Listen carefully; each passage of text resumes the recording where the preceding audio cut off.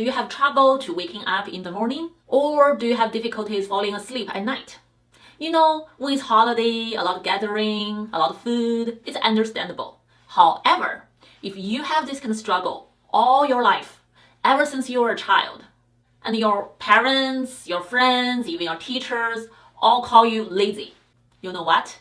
They may actually misunderstood you. For some people, this is actually a type of sleep disorder, delayed sleep phase syndrome, DSPS. It's not you, it's the sleep problem. Then how can you tell whether it's just a poor sleep habit or a real sleep disorder need medical attention? So there are 6 common signals you can really look out for. And my colleague, another board-certified sleep psychologist, Dr. Sarah Silverman, will summarize it to you. The way that I see circadian rhythm disorders is somewhat on a spectrum. So there are folks who are delayed, there are folks who are advanced, like they fall asleep very early, and then there are, folks in between. So when it comes to having a delayed sleep phase, usually that involves inability to fall asleep at a desired or earlier bedtime than the biological clock. But once asleep, you'd be able to sleep usually through the night. So for folks who have delayed sleep phase and don't have any other sleep disorders in the picture like insomnia or obstructive sleep apnea, usually that means once asleep, you sleep all the way through up until your alarm goes off.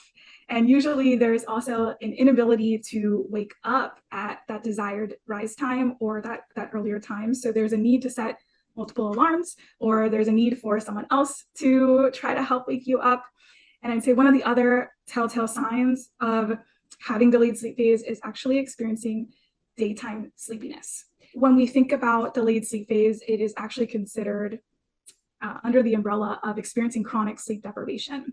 And what we know about sleep deprivation is that it can actually cause excessive daytime sleepiness. So there is a very long nap time in these folks taking naps during the day on a regular basis. And typically, I would say for folks who truly fall into this category, I'm not talking 20, 30-minute naps. I'm talking 2, 3, 4-hour naps, where it's not even necessarily a nap per se, it becomes its own sleep period. And also may find that they doze off during the day, like if they're at their desk, if they're in a meeting, it becomes really hard to fight that sleep. And I would also say another sign of delayed sleep phase is a shifted eating schedule. So I know for myself and for most folks who relate will have their first meal typically at what everyone else considers their lunchtime. And the last thing I'll say is typically with a delayed sleep phase, you can sleep a normal amount of hours. It's just usually at a later time or when you have the opportunity to sleep in your natural sleep window. So let's summarize the 6 signals or warning signs of delayed sleep phase syndrome. Number 1, you sleep at a later time than you desired. Second, you have difficulties getting up in the morning, no matter how hard you try.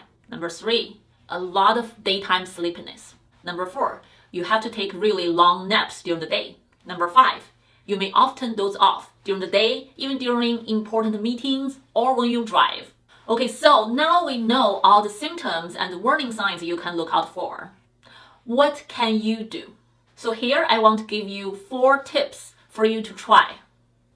First, if you can adjust your work schedule to make it really align with your natural sleep schedule, that would be perfect, right? If you are someone sleep from 3 to noon, then if you can have some kind of work, you can start late and work late, that's going to be ideal. But I know in reality it's really hard. If you cannot do it, then try tip number 2. That is to really carve out 1 hour at night before bedtime, to use this hour as your before bedtime wind down period. What that mean? If you want to be able to sleep a little bit earlier so you can get up earlier for your work, then use this hour to help your brain slow down and be ready to sleep. Do something soothing and relaxing. Force your brain to trigger this sleep mechanism earlier.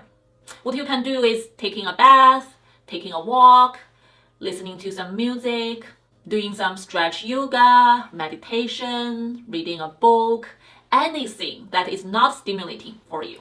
because the goal is really to calm down your body and calm down your mind.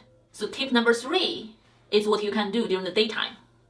In the morning, when you wake up, really try to get some natural sunlight. If you can get up from the bed and immediately go outside, be under the sunshine for 10 minutes, that's going to be great. Why? Because natural sunlight can really signal our eyeballs and then our brain to tell us, oh, it's daytime.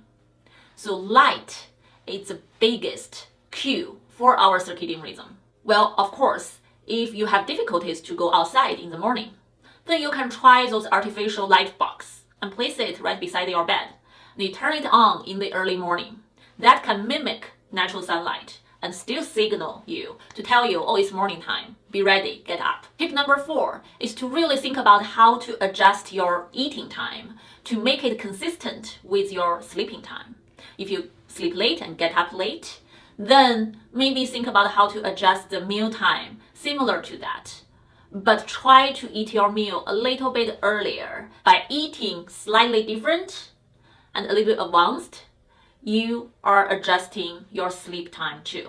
But of course, all this just very simple tips you can try on your own. If you are really struggling with delayed sleep phase syndrome, please consider seeking professional help. You can go to see a medical doctor specialized in sleep medicine or a sleep psychologist like me or Dr. Silverman who really understand this kind of problem to really help you make individualized plan to help you adjust your sleep schedule. So if you want more sleep resources, you can subscribe my email newsletter and download a free ebook. You can also find my sleep podcast there and my online insomnia course there.